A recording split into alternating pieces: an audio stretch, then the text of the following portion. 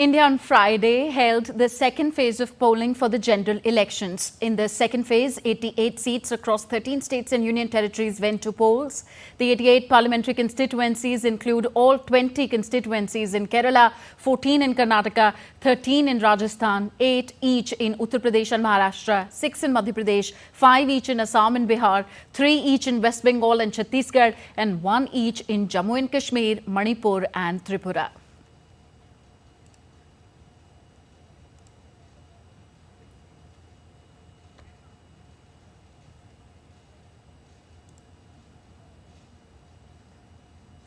So the second round of voting in India's election is now closed, and attention will soon turn to the weeks ahead. But for now, let's try and connect with our correspondents spread across different states of India. We are joined by Mark Lin, who joins us live from Darjeeling in West Bengal, and Dibendu Mondal is live from Purnia in Bihar. Mark, to you first. Why is Darjeeling an important constituency?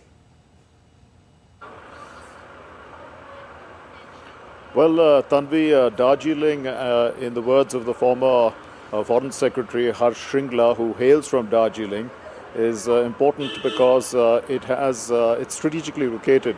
It has 3 international borders with Nepal, Bhutan and Bangladesh. And if you go further north, it has a border with Tibet as well as then into China. So that is the strategic importance of Darjeeling. But apart from that, Darjeeling consists of the hills as well as the plains. And the hills cannot be separated from the plains because everything, all the essentials in the hills come from the plains. And for that, over 100 years ago, they set up what has now come to be known as a heritage site, which is the Darjeeling Railway. And it brings all the commodities, it used to bring all the commodities, the essential commodities up to the hills. And that actually created Darjeeling over the years. But, these are the things that make Darjeeling important. It is a place of great tourist value, and tourism is the mainstay of the people in Darjeeling. Apart from that, Darjeeling has a very pleasant climate throughout the year, being in the hills. I am, as you can see, in the middle of summer, wearing a sweater out here in the pleasant climate of Darjeeling. So that, I would say, is the importance of Darjeeling strategically and touristically for India. Mark, very quickly, how does the contest look like politically in Darjeeling? Well, Tanvi, actually the contest is a very interesting one because, the people of Darjeeling will largely consist of Gorkhas, and they have been wanting for a long time to have a separate state under the Indian Union called Gorkha land, like Sikkim. And that has been a long-standing demand, which has now led to the creation in 2012 of the Gorkha Land Territorial Administration.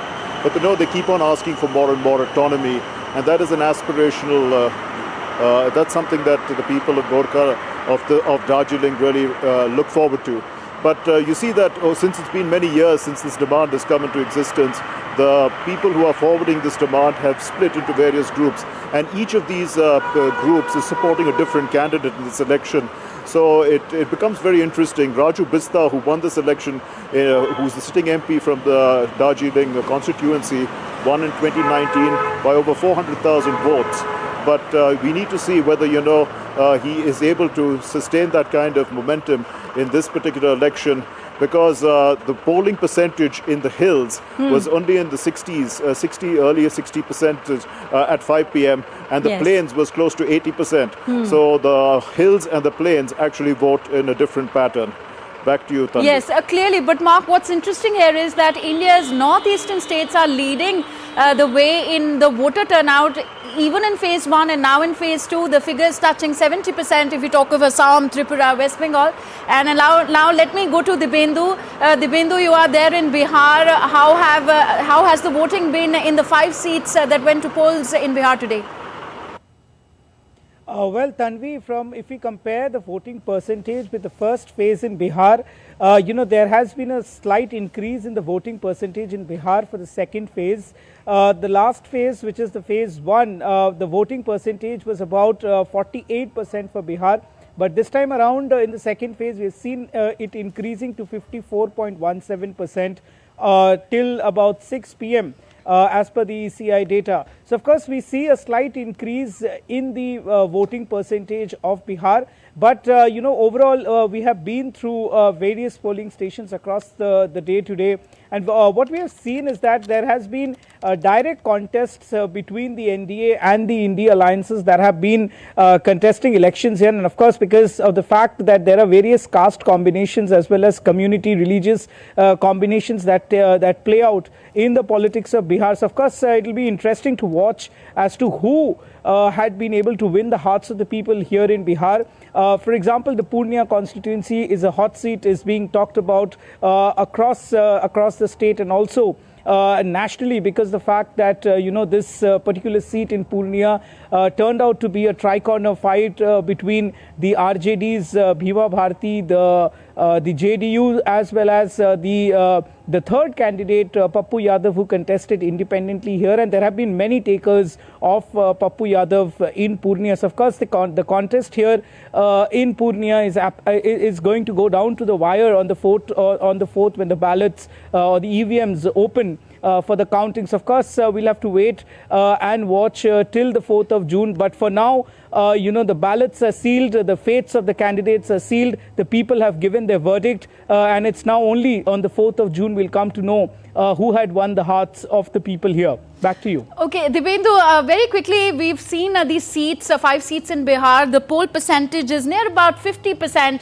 Well, the number could have been higher for enthusiastic voters. So, where do you think, what reasons can we attribute this number to?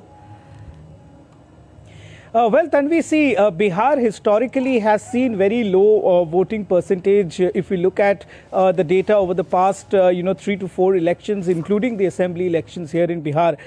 So what perhaps is because, especially if we talk about this election, it seems that, a lot of heat that could have caused, the voter turnout to be low. And also what we understand from speaking to officials here is also a lot of migrant workers from Bihar work in various states across the country. So this could also perhaps be one of the reasons as to they could not come back to their polling stations or their respective cities to cast their vote. So this is also being attributed to one reason being attributed as a low voting percentage in the state of Bihar, and many have also migrated to different cities and have perhaps got themselves registered in those particular cities. But despite that, having said this, 54% is pretty low when we compare it to other states where mark is, in West Bengal, where we see on every elections after elections voter turnout to be over 70 to 75%. So of course, the people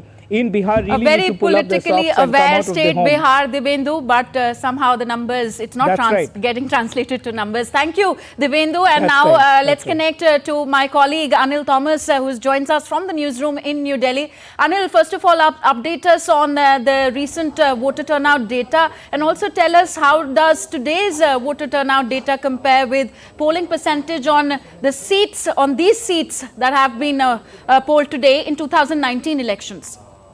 Good evening, Tanvi. This particular phase is very interesting because we complete 190 seats, if you put phase 1 and phase 2 together, and that's roughly over 33% of the parliamentarians whose fates are decided in the EVM boxes. Having said that, when you look at it, when you compare it with 2019 numbers not looking good yet again. 2019, you had close to 70.1% voting. Till 5 p.m., the numbers that we have got indicate close to 60.1, 60.2% of voting.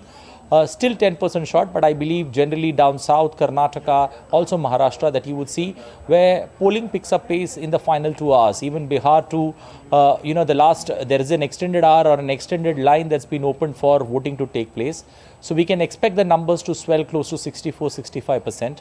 But beyond that, again, a lot left unanswered in this particular phase 2. And I think the hot summer has, big reason to play. And also 4 election phases coming during the weekends is somewhere, helping or making the people choose between, staying to vote and going out for an extended weekend. And I think that's where, the political parties as well as the Election Commission need to introspect on how to make elections more forthcoming for people to come out and vote.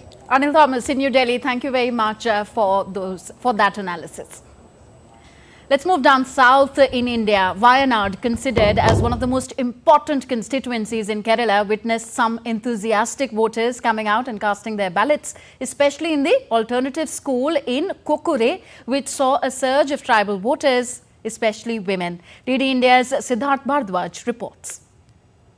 I'm at a very special place, a very special polling booth here in Kokure.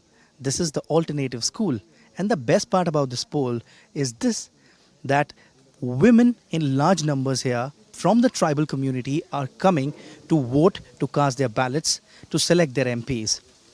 They want the solution to their problems. And that is why they say that they have decided to come out of their houses and cast their ballots. As far as the arrangements are concerned, proper arrangements by the authorities have been made for the voters who are coming here to beat the heat. Drinking water and shelter have been arranged for the voters who are coming here in large numbers to vote. But ultimately, it's in the hands of the voters to decide who will finally be representing their constituency. With camera person Senthil Kumar, this is Siddharth Bharadwaj reporting for DD India in Wayanad.